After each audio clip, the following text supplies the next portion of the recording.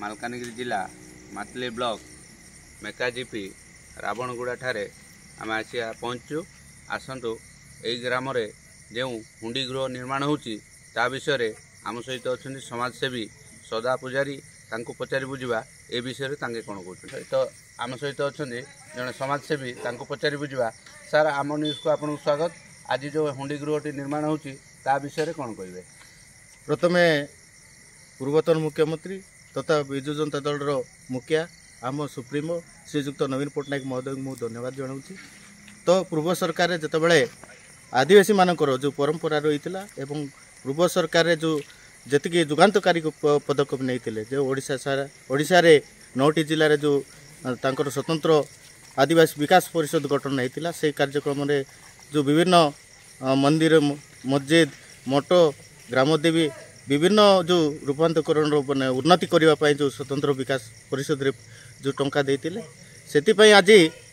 Matali block मेका ग्राम पंचायत रे रावणागुड़ा टारे से दाबी थिला गाँ लोकंर दाबी थिला जेहेतु ग्रामदेवी तांकर मंदिर निर्माण पाई बोली गाँ लोक दाबी करते तेणु स्थानीय सरपंच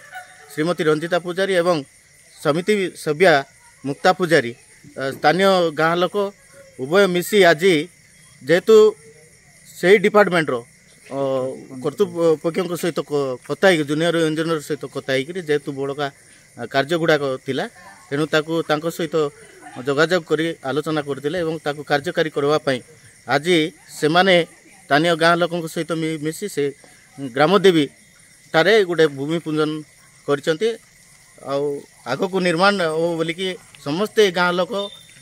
माननीय मुख्यमंत्री पूर्वतन मुख्यमंत्री को से माने गाँ वाला समस्ते मिसी ताको अशेष धन्यवाद जनाइछंती। एभली कार्य को आगामी दिन में गोटे स्वर्णबद्ध होइकी रहिबो एवं तांको तरफ गाँ मान तो समस्त तरफ गोटे पूर्वतन मुख्यमंत्री श्रीजुक्त नवीन पट्टनायक को धन्यवाद जनाइछंती। धन्यवाद।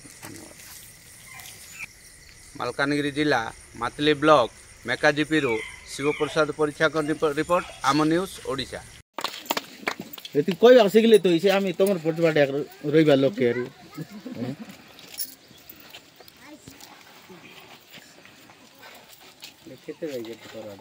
मुई संध्यारे कथा लोटा मागिदेवी